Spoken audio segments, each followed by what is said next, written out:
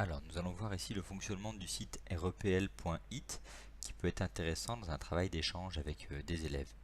Donc ici, lorsqu'on est sur la page d'accueil, on voit que dans la barre qui est proposée, nous avons plusieurs langages que l'on peut choisir, donc de Python 3, et nous avons également un petit peu plus bas Python avec tortue. Donc nous ici, nous allons regarder Python 3.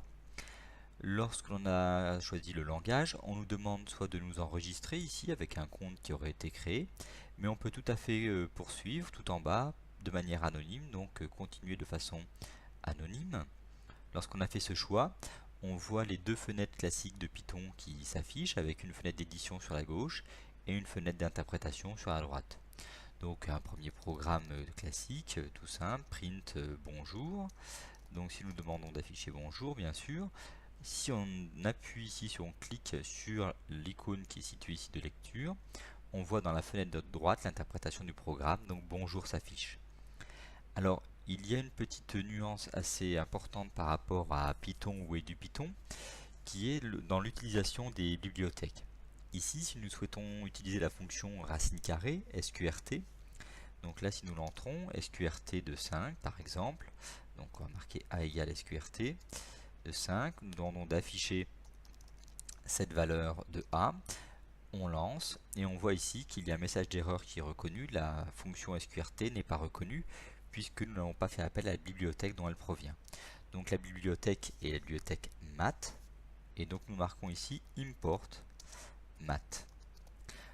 On demande d'importer la bibliothèque math. Alors en revanche, la fonction qui est entrée ici, qui marcherait sous Python si on demandait d'importer toutes les fonctions de la bibliothèque mathématique avec from, math, import, étoile, ceci n'est pas possible sur le site. Donc là nous demandons d'importer la bibliothèque, mais devant chaque fonction de la bibliothèque, nous devons rappeler sa provenance. Donc la fonction SQRT provient de la bibliothèque math, donc A égale math.sqrt5 print A.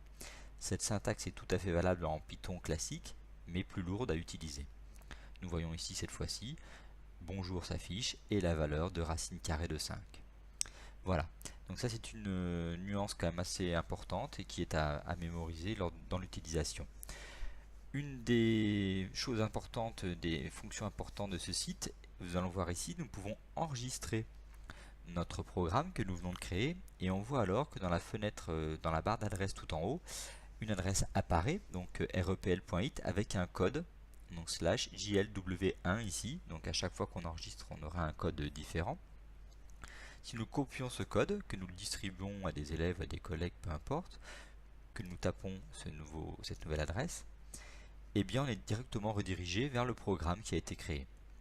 Alors le programme ainsi créé, si nous souhaitons le modifier, nous pouvons afficher le petit message par exemple, donc print au revoir. Donc si nous faisons ceci, nous demandons d'interpréter ce programme, donc cette fois-ci bonjour, la valeur de racine carrée de 5 et au revoir. Si nous enregistrons à nouveau ce programme, nous voyons que la barre d'adresse est la même, suivie d'un /1, une deuxième version de notre programme qui a été créé et que nous pouvons donc redistribuer, ou un élève qui aurait modifié le programme peut nous la renvoyer pour que nous vérifions. Si l'on regarde ici, si je colle la première adresse que nous avions distribuée, le premier programme avant modification, nous appuyons sur Entrée et nous retrouvons bien la première version de notre programme. On a donc toutes les versions différentes qui sont sauvegardées au fur et à mesure et que nous pouvons retrouver.